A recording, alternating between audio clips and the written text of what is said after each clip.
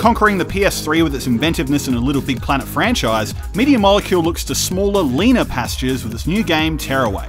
With an iconic set of protagonists for Sony's hefty catalogue of mascots and some ambitious ideas, Tearaway takes many cues from its sister series with its heavy reliance on player input and its presentation of ordered shapes and whimsical inhabitants. But aside from whatever it may look like on the surface, Tearaway is one of the most original games to come out on a handheld in years and one of 2013's best games. Other side of the island of the source. I could tell you more, but where would the fun be that? The world of Tearaway is controlled by you, and that's not an exaggeration since it's what you're actually referred to by the game world's inhabitants, the you. Constantly reminded of your own presence with your own face plastered inside the world's sun using a front-facing camera. The game is a great exercise in breaking the fourth wall as you take over control of Iota or a toy, a male and female reverse of the same letters for names with envelopes for heads. Inside the envelope is a message they're trying to deliver to you, the player, in a journey that you guide them on that quickly has its share of twists and self-referential tailspins. Along the way, you'll fight to save the paper world from scraps, malevolent pieces from our own world that have fallen into theirs and threaten to take away from the paper world's unique liveliness. It all poses the question of whether our omnipotence over Tearaway's fragile paper world is a good thing or not, and it engages you on a more sophisticated level than some other examples have in the past. The constant dangling of the carrot as you edge closer to getting the message to you multiple times and suffering a setback keeps you compelled to find out what the ultimate endgame is, even if the world's cast of charming characters are included more as a means to tutor you how to play the game rather than add to the narrative experience.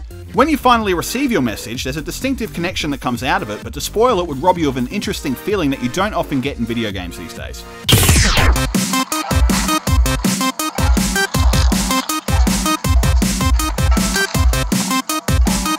Tearaway takes a couple of pages from the Encyclopedia of Platforming and then throws the rest of them away. Much of the game is a mix of traditional run and jump with some interesting glue-based segments that have you running along walls, changing up the pace at the right times.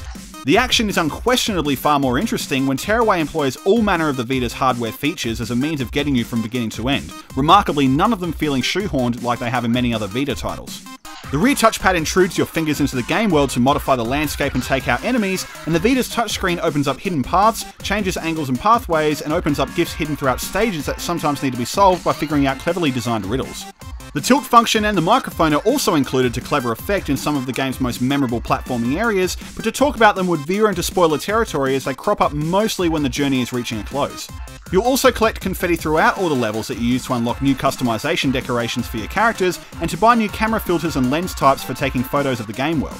This extends to taking humorous selfies.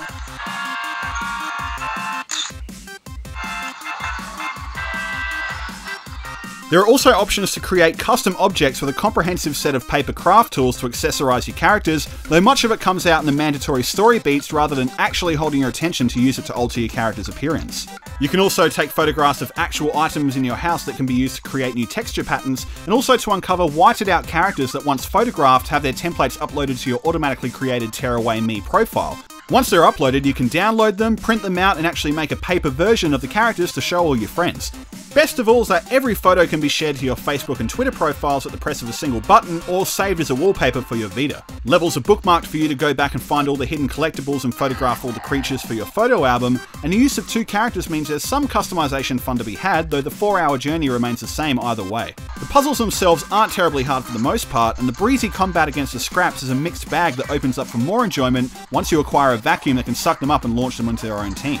The ease of it all though means that Tearaway's challenge mostly lies in the platforming.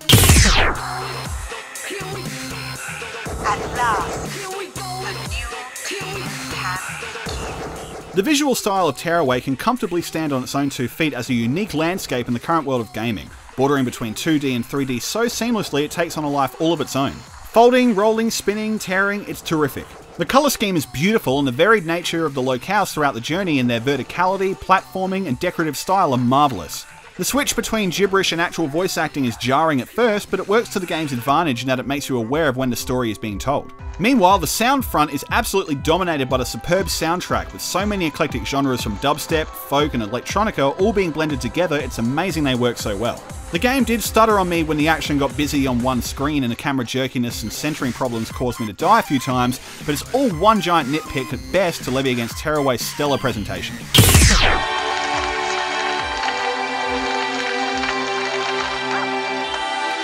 Tearaway is utterly unique and an exceptional showcase of the features for the PlayStation Vita hardware rather than just its graphical prowess.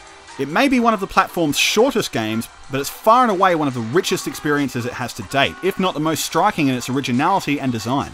This is one of those games that will build a huge cult audience that will appreciate it for so many reasons, yet many will bypass it out of its release amidst the Xbox One and PlayStation 4 launches.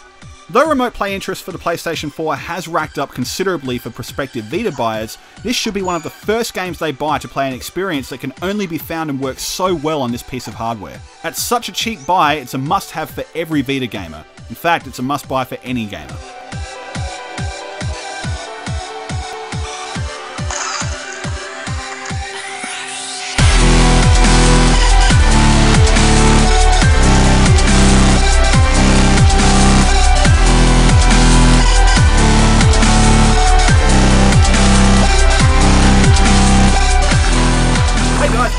And this is a video for the 10 games of this generation. I don't necessarily count PC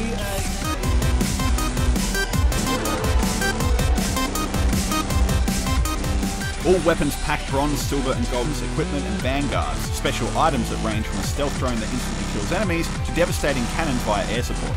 All weapons pack bronze, silver and